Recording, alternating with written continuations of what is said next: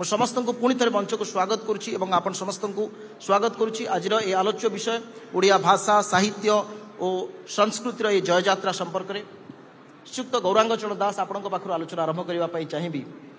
विशेषकर आपण अनेक गुड़िए क्षेत्र में गवेषणा जारी रखिंट सांस्कृतिक गवेषणा कहतु ओडिया साहित्य कथा कहतु कंढे नाच कथा आम देखुलु एवि आपणकर आम किछ दिन तले ओडिया भाषा साहित्य विश्व ओडिया भाषा सम्मेलन ये आयोजन करते। प्रथम प्रश्न रम भाषार सुरक्षा दिगरे वर्तमान सरकार आउ समाज सामने जी बड़ आह्वान रही जड़े ओडिया हिसाब रे आम पाई आह्वान कौन?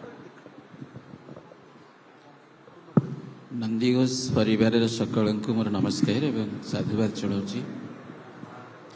आपण प्रश्न अत्यंत गुरुत्वपूर्ण। मु प्रथम कही रखा चाहूँगी भाषा सरकार नुहे, साहित्य सरकार नुहे, भाषा एक जन समुदायर मनीष मानकर।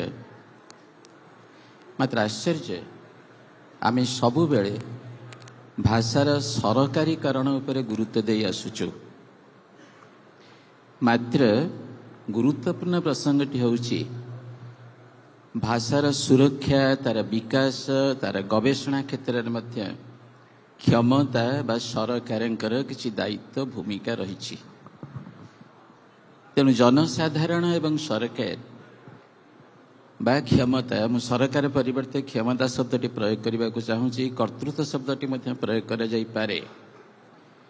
ए उभयंकर कलात्मक एवं बौद्धिक संपर्क बा आत्मीयता यदि न रहिब ताहले भाषा साहित्य संस्कृति क्षेत्र में एक स्पष्ट एवं दृश्यमान आम पाखरे क्रमशः स्पष्ट हो जहाँ आपण कहूथिले 2034 मसीहा रोड मैप बा आह्वान आमर कौन ए विषय अल्परे कहवा गले मते स्पष्ट करदे अतीत संक्रांत वर्तमान संक्रांत आमर सेतिकी स्पष्ट विचार एवं धारणा नथिले आमे भविष्यत संपर्क एक रूपरेख तैयारी करि परिबु नाही। मते आश्चर्य लगे जे ओडिया भाषार जो विवर्तन आसी ताहार आपाततः कहवा गले बौद्धिकीकरण आरंभ होती अष्टादश शताब्दीर द्वितीयार्धरे। साधारण मनुष्यर भाषा ठारू जो बौद्धिक पर्यायटी आरंभ है आम नवशिक्षित माने आम ठारू भाषाटा को क्रमशः दूरे नबा लगे चक्रांत कले एवं से माने सफल होइचंती। केउ माने एभली चक्रांत करिचंती, काहेकि करिचंती से संक्रांति रे विधिबद्ध चर्चा एपर्यंत हेई नाही। जेउ माने ओडिया भाषार आत्मा को बुझी थिले देउ दुई तीन जन व्यक्तित्व मु जदि एही क्षेत्र रे सेमानक ना न नेबी ताहले मोर अपराध हेब। मु प्रथम ना नेबी फकीरमोहन सेनापतिंकर एवं परे जो जनक ना नेबी गोपाल चंद्र प्रहराजंकर।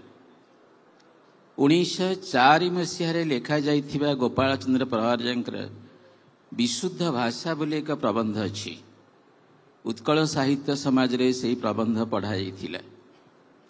मु समस्त को एठी अनुरोध करिबी दया करी गोपाल चंद्र प्रहराजंकर विशुद्ध भाषा प्रबंधटी पढ़िबे एवं ये भाषार यही प्रबंधर अवबोधरे आमको ओडिया भाषार भविष्यत रूपरेखटी प्रस्तुत करने को पड़ो।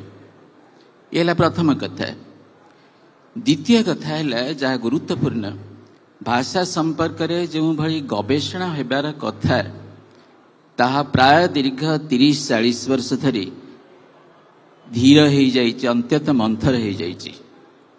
एठी आम पाखरे पद्मश्री देवी प्रसन्न पट्टनायक अच्छंती से अति स्पष्ट भाव में कही पारिबे मु जो दृष्टिकोण विचार करने को चाहूँगी भाषा संक्रांत रे से कहतु ओडिया भाषा को विधिबद्ध भाव में अध्ययन करिथिबा केते जन छात्र एवं गवेषक एवं ओडिशा रे अछंती ଦୁଇ ତିନି ଜଣଙ୍କ ନାଁ କେବଳ ଆମେ ନେଇପାରିବା ଏବଂ ଯେଉଁ ଜଣକ ଅତି ନିଷ୍ଠାପର ଭାବରେ ଓଡ଼ିଆ ଭାଷାର ଭାଷା ସଂକ୍ରାନ୍ତରେ ଗବେଷଣା କରୁଥିଲେ ବିଜୟ ପ୍ରସାଦ ମହାପାତ୍ର, ସେ ଏବେ ନାହାନ୍ତି।